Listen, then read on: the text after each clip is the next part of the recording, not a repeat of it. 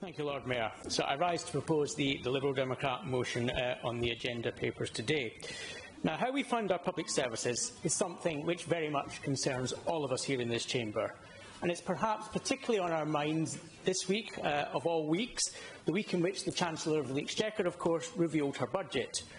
Or rather, she revealed the bits that hadn't already been revealed, due to the leaks we had to the media, both intentional and unintentional. And of course, all of us in this chamber will have a view on what the balance should be and how much we pay in taxes and how much should be available to spend on services that we all rely on. And I know we will have differences of view on that point. We'll have views on what's fair for the state to fund and what perhaps isn't fair for the state to fund. And we could spend hours perhaps debating that, but that's not what this motion is about. This motion isn't about the arguments about what the size of the cake should be, because those are arguments that are largely determined elsewhere. So, whilst the overall size of the cake clearly is important, and I wouldn't pretend otherwise, this motion isn't so much about that, but about whether the size of the slice of the cake that's given to Wales is a fair and proportionate slice. So, whether we are getting a fair and proportionate share which recognise the needs we have in Wales and the needs we have here in Cardiff. And of course, it's interesting to see the amendments that have come forward. I'm afraid my group won't be supporting them.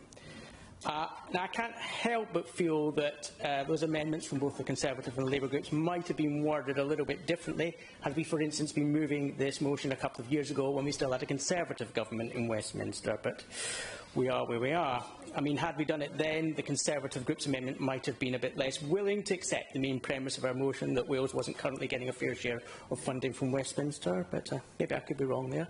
And the Labour amendment might have perhaps been a bit stronger in recognising that problem.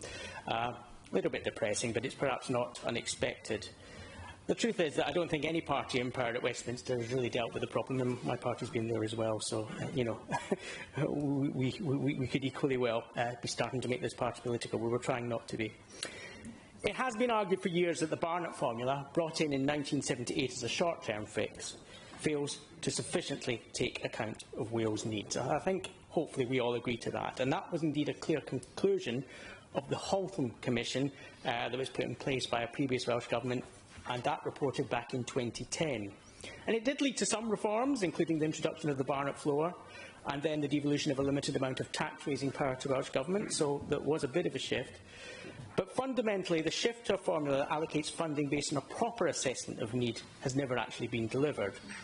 And the formula, in my view, is still too dependent on working out what we need based on our population rather than what our actual needs are as a nation.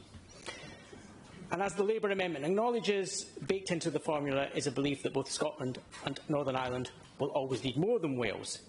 But yet the relative needs of the different nations in the UK have never actually been reassessed since the formula was first brought in 1978.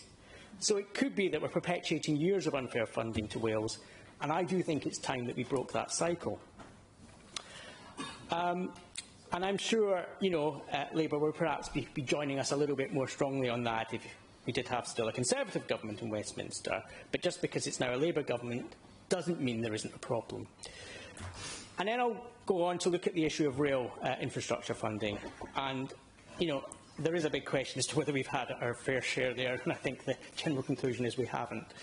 And as Will Hayward highlighted in The Guardian, I think last year, at that point Wales had only had 3.7% of its rail lines electrified, compared to 44% in England and 33% in Scotland. So you can see the disparity in rail funding. And it goes back to the fact 19 years ago the Welsh Government rejected the devolution of rail services, whereas rail has been devolved in Scotland and Northern Ireland. So there's no clear mechanism to make sure that Wales gets its own proportionate share of funding. It's all largely lumped in with what's spent across England and Wales, and some schemes that are delivered only in England have been defined as England and Wales schemes, meaning we've really not getting any kind of sort of Barnett share from those.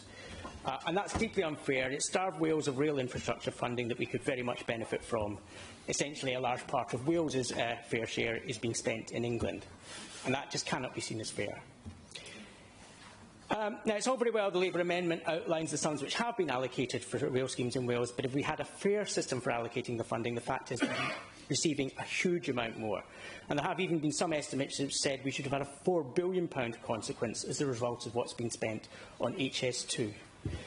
And that's the sort of sum which could dwarf what's referred to in the Labour amendment, and that's the point that I think this Council needs to be making.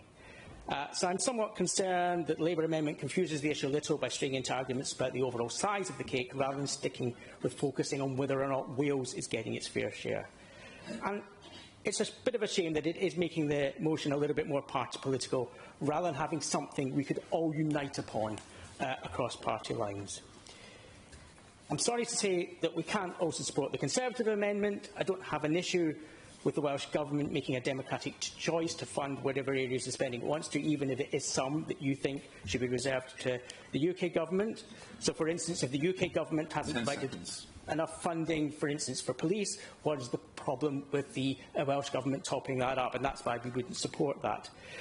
The point is that failure to produce fair funding has led to vital services in Wales being starved of fair and proportionate funding for too many years. Please let's send a strong, united message that the UK Government needs to sort this out. Please back our original motion unamended. Diolch yn fawr.